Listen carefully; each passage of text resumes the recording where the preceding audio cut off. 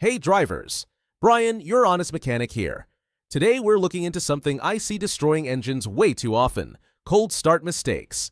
Now, I'm not being dramatic when I say these mistakes can literally cut 15,000 to 25,000 miles off your engine's life, so let's break down the 5 biggest cold start mistakes that are killing your engine and, more importantly, how you can avoid them. The first mistake I often see is people jumping in the car and immediately revving their engine cold. Here's what's actually happening inside. When your engine is cold, all those metal components, your pistons, cylinder walls, everything, are actually smaller than they should be. Metal expands when it heats up, and these parts are precisely engineered to work at operating temperature. When you rev a cold engine, you're basically forcing these cold, contracted parts to slam against each other. You might hear what we call piston slap, that rattling noise, when your engine's cold. Those pistons are literally slapping against the cylinder walls because they haven't expanded to their proper size yet. Do this enough times, and you're looking at scored cylinder walls and worn piston rings.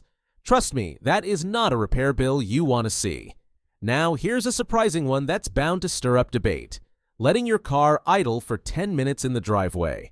A lot of people think this is the right way to warm up their engine, but it's actually doing more harm than good. Here's why. When your engine's idling cold, it's running rich on fuel, which means excess fuel is seeping past those cold piston rings and diluting your oil. Plus, idling doesn't generate much heat, so the engine warms up painfully slowly. I've seen cars take 15 to 20 minutes to reach operating temperature just idling. Instead, start your car, wait about 30 to 60 seconds for the oil to circulate, and then drive gently. The key word here is gently. Driving under light load warms the engine up faster and avoids the damage caused by excessive idling.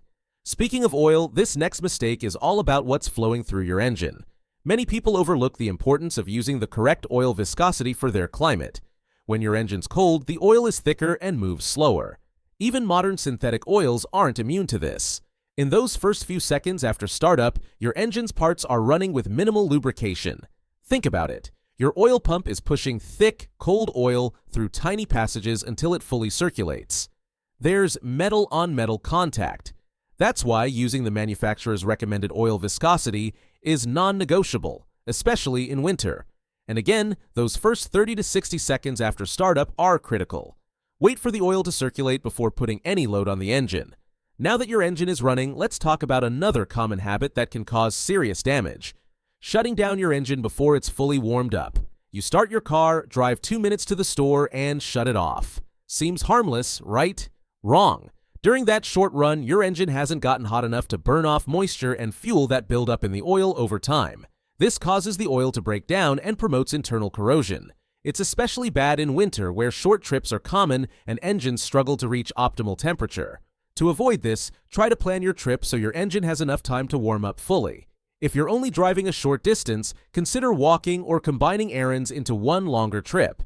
It's better for your engine and your wallet in the long run. So, what's the correct cold start routine? It's simple. Start your engine and wait 30 to 60 seconds for the oil to circulate.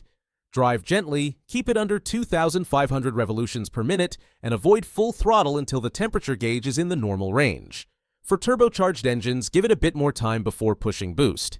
These small habits make a huge difference. I've rebuilt enough engines to see the pattern. The ones that fail early almost always suffered from poor cold start practices. Treat your engine right when it's cold, and it'll reward you with years of reliable service.